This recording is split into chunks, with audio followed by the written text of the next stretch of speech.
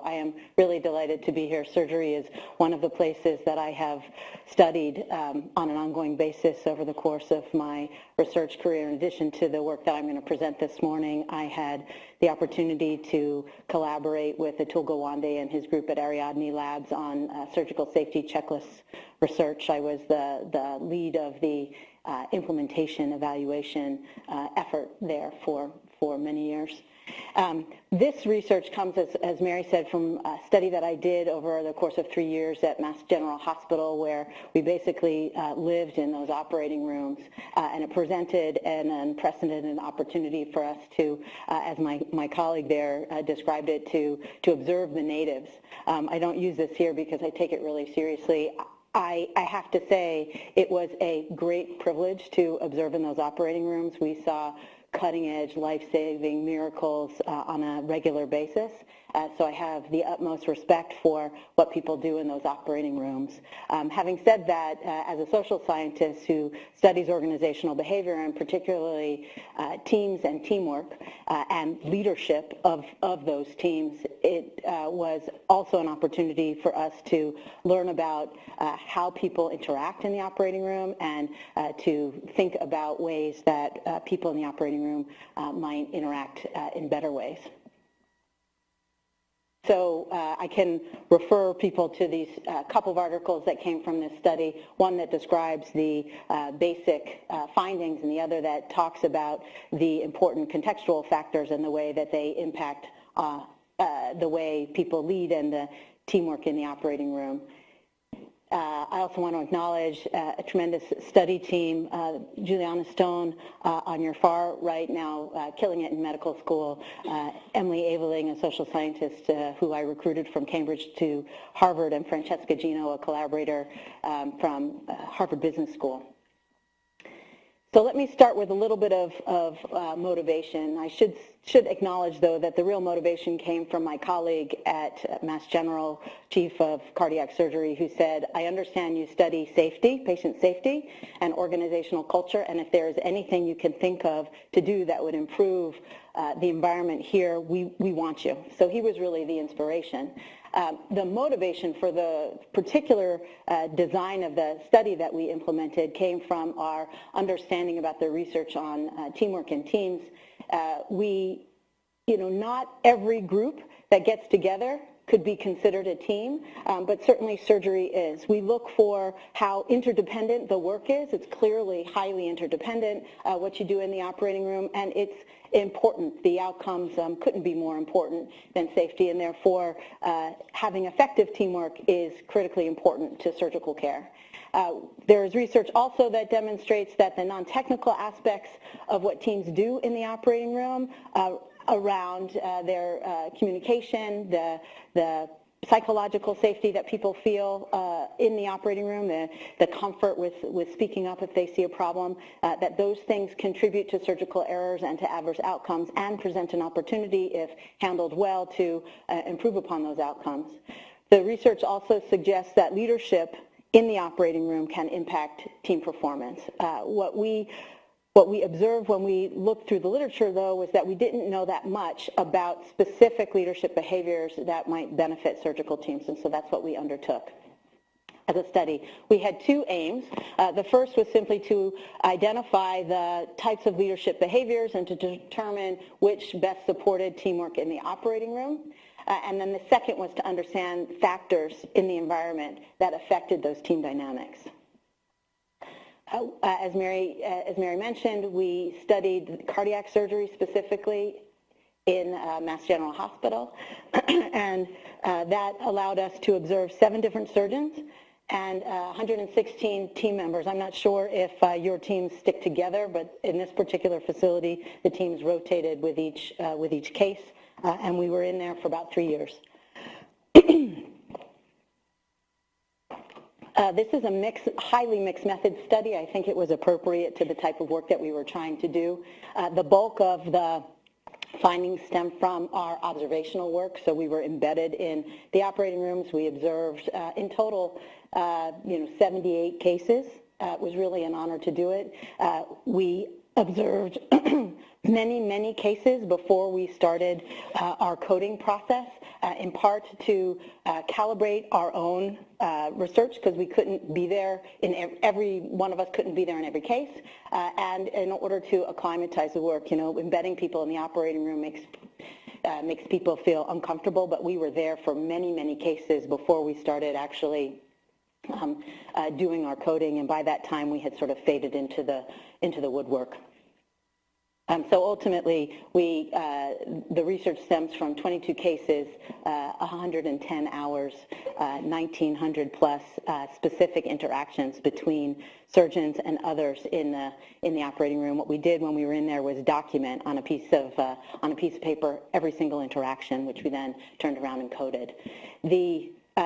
We also did surveys, so our outcome measures come from these surveys. We specifically asked the non-surgeons about the leadership of surgeons in their operating rooms. We also surveyed both surgeons and non-surgeons about the environment in the operating room.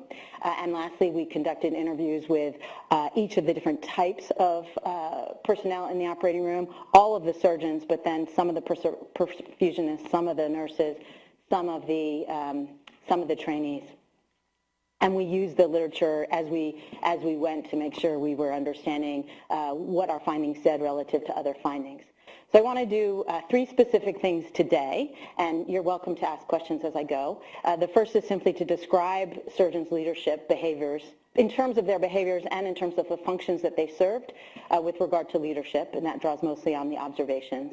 I also want to demonstrate the impact of surgeons' leadership behaviors on teamwork and the engagement of the team members in the operating rooms, and then I'll talk about the significance of the wider organizational context on leadership behaviors and on teams. So first question was, how do surgeons communicate and lead when they're in the operating room? And this draws on those 1,900 plus interactions that we observed as we stood in those rooms and observed the cases. We took those 1,900 interactions and we grouped them into 33 different types of leadership behaviors. We also assigned a valence to each type of behavior, so they were either classified as positive, neutral, negative, and we assigned those based on our observed impact of the behaviors on the teams, as well as qualitative data from our interviews and the literature. We erred on the side of calling things neutral, especially where there were instances where the specific behavior we observed potentially being positive or negative. We would call those neutral, and I'll go into these in a lot more detail over the course of the conversation. We then took those 33 behaviors and we grouped them together based on the function that they served in the operating room. So we came up with 7 leadership behaviors. So let me begin to orient you to what I mean by that. You're not intended necessarily to be able to read the specific behaviors that are on the left, although I think it's big enough that you can see them. But let me call your attention to the leadership functions that these behaviors served in the operating room. I think the first few are ones that might feel familiar to you: conducting the work in the operating room, elucidating what needs to happen, also delegating, so making requests and delegating tasks to other people. The others may be a little bit less so. We saw a lot of facilitating the engagement of other team members in the operating room, setting the tone through what they said and how they behaved. Being human was a category that sort of grouped together other sorts of things that sometimes made people feel like they could be human too in the operating room. People questioning their own work, showing that after 16 hours in a case they were pretty exhausted and needed to hold it together. And lastly, safe space making, which I hope you've had an opportunity to talk about amongst yourselves, but this very critical leadership function of surgeons that make people feel like they are able to initiate a concern if they have one, to ask a question, and to share information that they think is critical to the case. Okay, so we used that information to create profiles, and we gave each of the surgeons that we observed these profiles, talked about it with them, but just to familiarize yourself with these, first thing to note is that of all of the behaviors, and this is across the 7 surgeons that we observed over all of the cases, 66% of the of the behaviors that we observed were positive. Only 11% of them were negative, so that's pretty good. 23% neutral. Pretty even distribution along a lot of these functions. Highest going to the elucidating function. We also, though, observed tremendous variation. This even surprised us, although not after being in the operating rooms for a long time, but the negative range was from 1% to 45% of all of that surgeon's behaviors in the operating room, and the positive range was from 43 to 84%. So that's a pretty substantial difference. And from the perspective of standing in the operating room, it was a difference that you could feel. Yeah.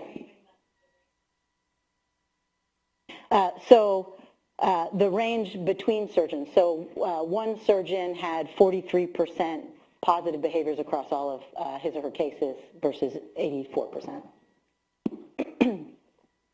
All right. So the second question is around what those behaviors did in terms of their impact on the teams and the engagement of team members. And to understand this, we compared profiles for the 2 highest performing surgeons and the 2 lowest performing surgeons according to what the team members said about their surgical leadership. So we went outside the observation data to the survey data for our outcome measures. We then also correlated the observation data with the survey-based outcomes to understand which of the behaviors and functions correlated with those outcomes, and we used our interview data to more deeply understand what we were learning from those more quantitative analyses. So just first some survey results. Here are individual surgeons, and what you see here is that the rating of the non-surgical team members of the surgeon's performance as a team leader in the operating room. Again, there was variation on average from the 116 personnel across these surgeons. I will say, and I don't show these data, that when you look at the range of responses for each surgeon, there were people in every operating room that rated every single surgeon as a 7. So there is chemistry with some people, but on average here were the ratings, and across all of the surgeons, the rating for their surgical team leadership on a scale of 1 to 7 was 5.4. So pretty good, but room for improvement. And just to designate, so what we did was we looked at the differences in the behaviors across these 2 on the left versus the 2 on the right, our lower performers and our higher performers. And this is what their profiles look like. A little bit different than on average, and certainly different from each other. I think first thing to note is that for the lower performers, that the percentage of positive behaviors was 48% versus 77% for our higher performers. The negative behaviors were 30% versus 6%. Things like, maybe just starting from the upper right, engagement facilitating was 7% in the lower performers and 19% in the higher performers.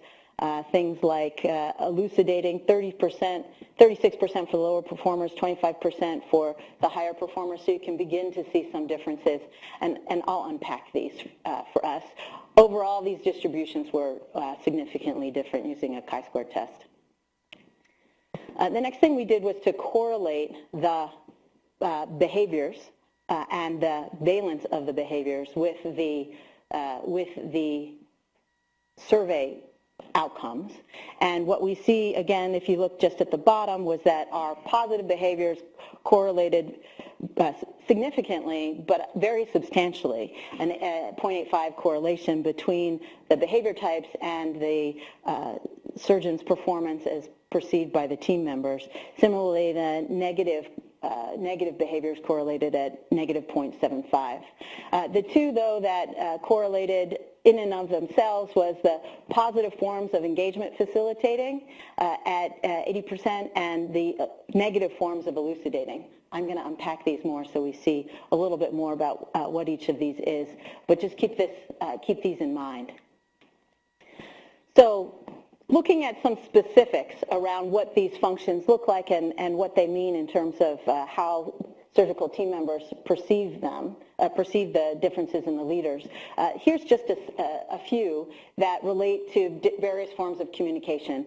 So when a surgeon is acting as a conductor, sometimes they are returning the focus of the team members to the case.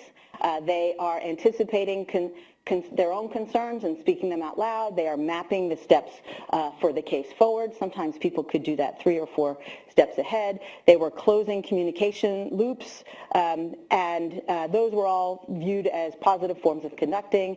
Positive forms of elucidating, including teaching, including constructive criticism, explanation, and relevance giving. So relevance giving meaning here's why what you did or what I did was important in the case.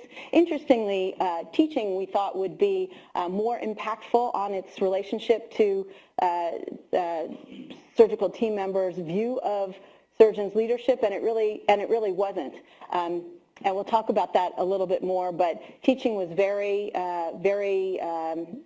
had sort of mixed messages for our surgical team members. And then safe space making, these 3 different types, non-surgeons being willing to initiate a concern, non-surgeons being willing to initiate a question or to share information as indicators of surgeons making that space safe for them to speak up in those ways. So for these kinds of communication, we didn't see large differences between those higher performers and the lower performing surgeons. We saw 1% difference for the conducting, 4% difference for elucidating, 5% difference for the safe space making.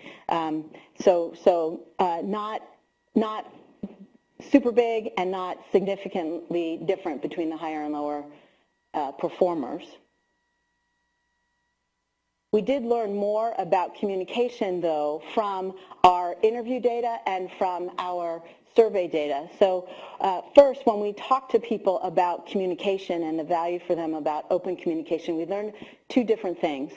First is that communication serves a practical purpose. Everybody's on the same page, which people felt was important, and it serves a psychological importance. So if people are willing to communicate openly with me, I am more inclined to communicate openly with them. Informing everyone, transferring the information, all those little things add up to an environment of teamwork where people feel if you communicate well to me, I'm going to communicate well to you. So communication being important for both of those reasons.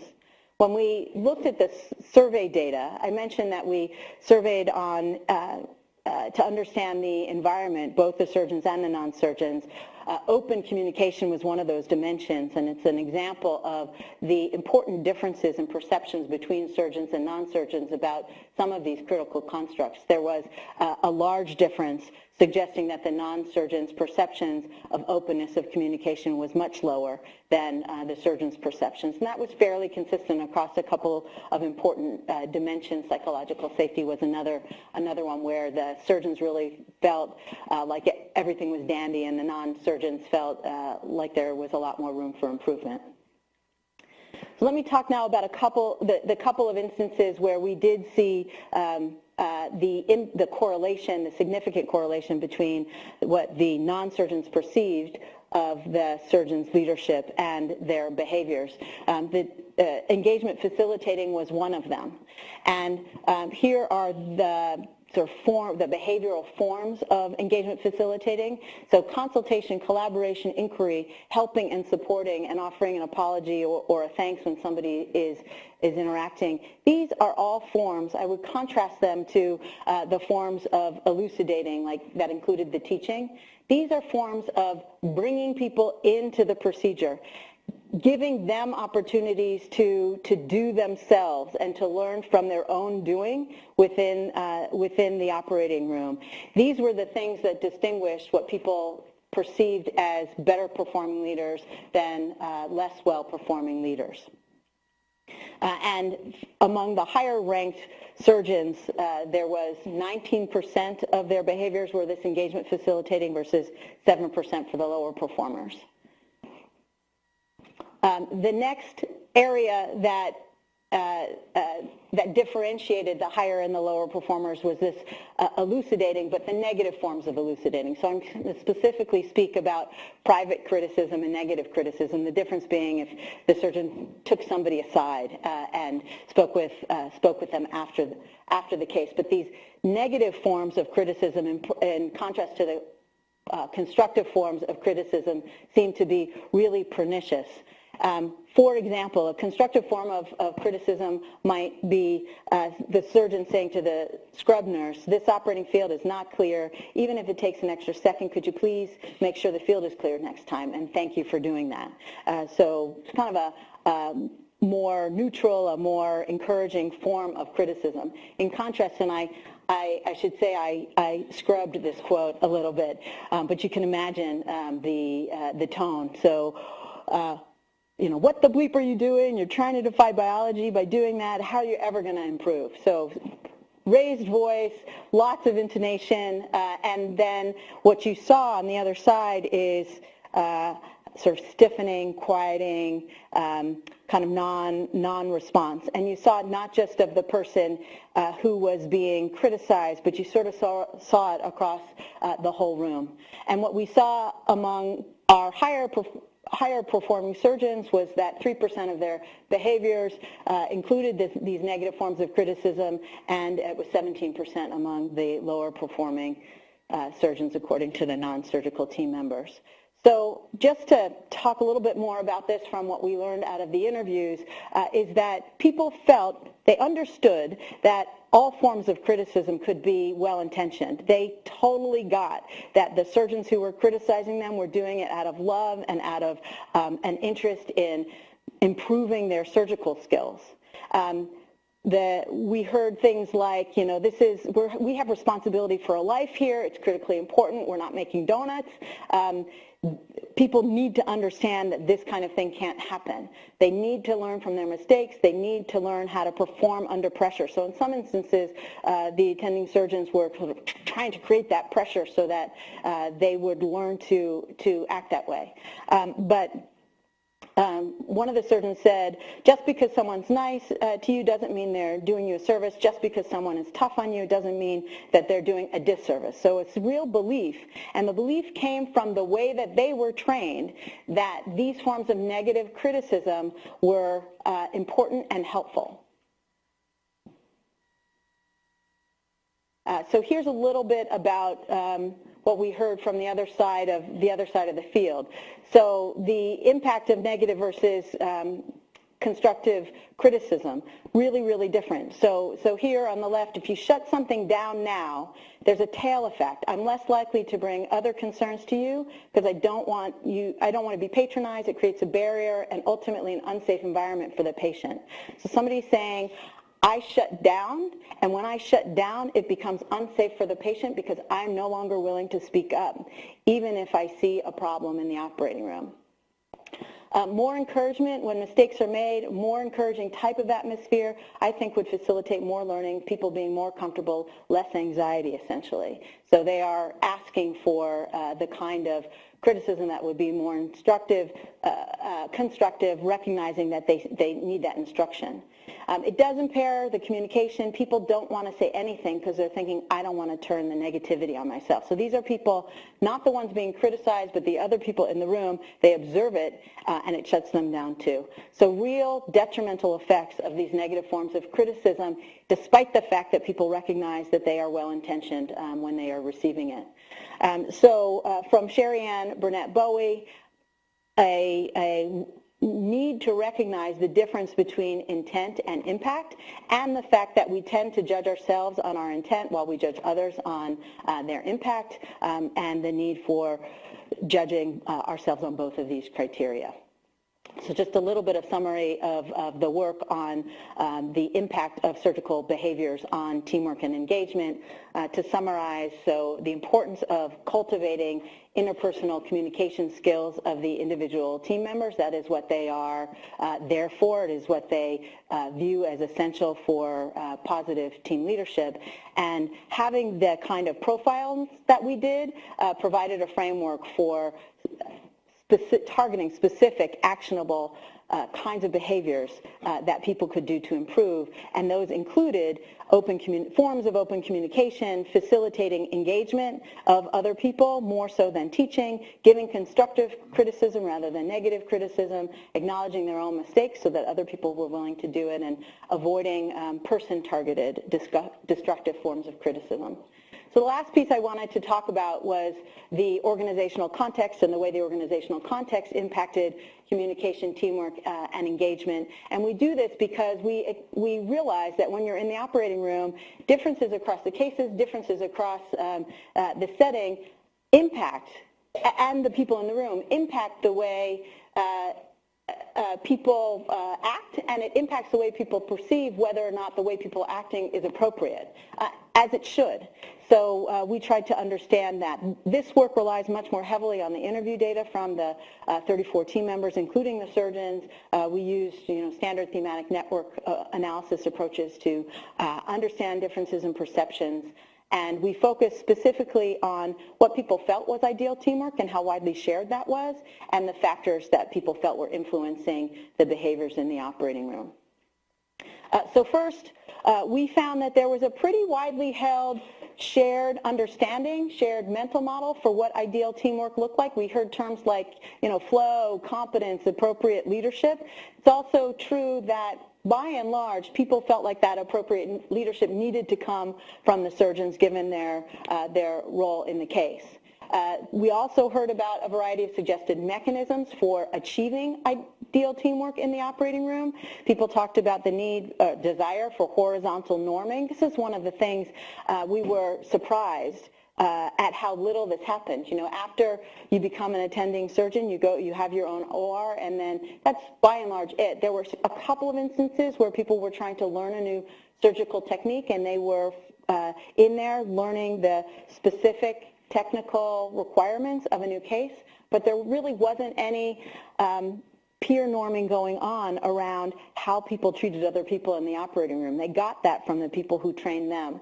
And historically, the environment that we were observing had been extremely toxic, and they were trying to work their way out of that, generation after generation. But people had learned to be a surgeon leader from the people who had trained them, despite the fact that they didn't necessarily like it at the time. We heard recommendations for multidisciplinary forums where there were opportunities for the surgeons to hear from the non-surgeons about how they felt and how things were going in the operating rooms. Video recordings were suggested as a way of being able to observe and maybe do some of this peer-to-peer norming, and using debriefs, especially incorporating non-technical failures, conversation around non-technical failures in those cases as part of the debriefs, and having the opportunity to take the time to reflect in order to even have those conversations. With respect to organizational context, a couple of issues struck them as critically important. First, this local history and culture. I mentioned this long-term kind of toxic history that they had, but the history and the culture of the division defining what was acceptable behavior and what wasn't acceptable behavior, and people felt and recognized that there were certain behaviors that really shouldn't have been deemed acceptable that were. But they hadn't had an opportunity to talk about it, and mechanisms for holding individuals to account in the operating room, also to some extent dependent on local history and culture. What gets rewarded as a behavior in the operating room and what doesn't get penalized. So there is a sense of organizational deafness because these behaviors have been present in the operating room ad infinitum. And so you get deaf to them as problems in the operating room. Variable case demands and technical competence of team members were also factors, organizational, environmental factors that made a difference to people. So cases varied in terms of their intensity and varied over time during the cases. There were instances where everybody needed to be really focused and present, and instances where they weren't. And that certainly impacted the way the surgeons as leaders were interacting with people in the teams. especially when there was a crisis or an intense moment in the cases, that added stress to the situation, and that often impacted the way people acted in the operating room, sometimes appropriately, sometimes less appropriately. It also impacted the extent to which people shared information and the flow in the case. The technical competence of people in the operating room also made a difference. If a surgeon felt concerned because someone was new or didn't have an understanding of the particular case, they acted very differently as they should have. There were some instances, though, where a trainee would show up unprepared for the case, sometimes their own fault, sometimes the fault of scheduling. They just sort of moments before the case found out that they were going to need to be in that case, and that impacted on the way the surgeons treated them in the case. Formal information sharing structures also impacted the way people interacted in the case.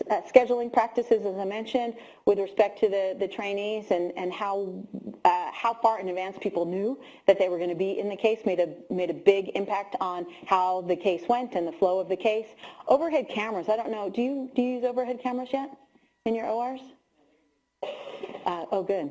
The advantages of moving to the new space. Well, there was one overhead cam they were experimenting with when we started in all of their operating rooms, and what we observed is that the non-surgical team members really appreciated and relied on being able to see what was going on the cameras, especially circulating nurses, perfusionists, people who the anesthesiologists, people who weren't right up in the surgical field, and so we recommended them fairly early on, and they added them right away across all of their operating rooms, and I think that made a difference for the way people were able to stay with what was going on over the course of the case.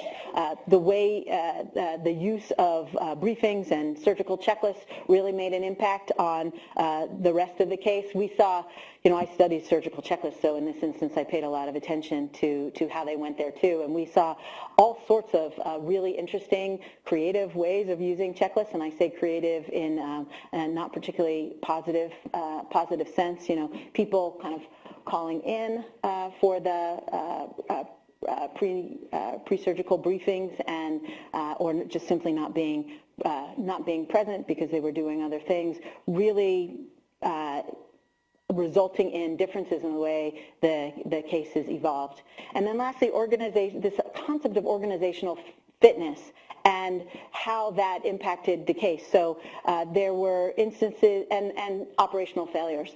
There were instances where, the same broken surgical instruments would show up case after case, despite the fact that people tried to notify people about that. These instances of the scheduling practices not being set up as they should be, but the capacity of the organization to do what the surgical teams needed it to do in order for the case to operate smoothly made a difference on the levels of stress and on how people interacted as a team, as it rightly should have done. But that creates another opportunity for surgical divisions and departments to take action to improve teamwork. So to summarize the lessons learned, first, using this kind of profiling technique, which could be done by standing in the operating rooms, it could be done by observing videos, it could be done by getting 360 type of feedback, but it is possible to identify specific actionable targets that are both productive and unproductive in terms of the impact that it has on other people in the operating rooms. We highlighted before, I listed these: open communication, facilitating the kind of engagement that gives people opportunities to do and to learn themselves, over teaching, giving constructive rather than destructive sorts of criticism, and acknowledging mistakes in the operating room. Second important lesson has to do with interpersonal communication and really making efforts as surgeons to cultivate people's skills to communicate. Doing that benefits from setting specific actionable targets, Also from recognizing the practical and psychological impacts that functions in the operating room have, and the difference between the intent and the impact of the way you are interacting with people in the operating room.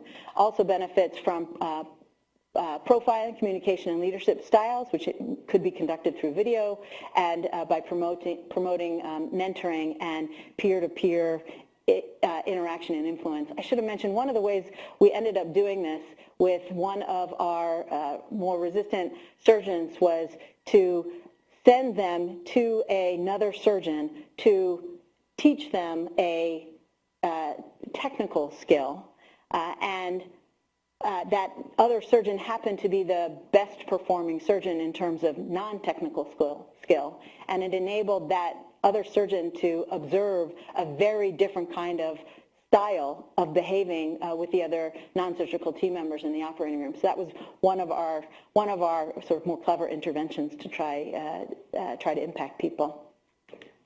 Okay, and then third, in terms of the lessons, that organizational context can really make a difference, can facilitate or impede the optimal kind of interpersonal interactions in the operating room, and that depends largely on the management and staff in the operating rooms, whether you can build consensus about what appropriate team behaviors look like, whether you are holding people to account for non-technical performance as well as technical performance, and then this notion of organizational fitness. Does your scheduling work to make sure people know that they have to be in the case when they need to be in the case and without delay? Information sharing structures like checklists and briefings, and operational systems like making sure that equipment that is not working gets fixed before the next case is. So I'm going to stop there. We have some time for discussion, which I'm glad to participate in.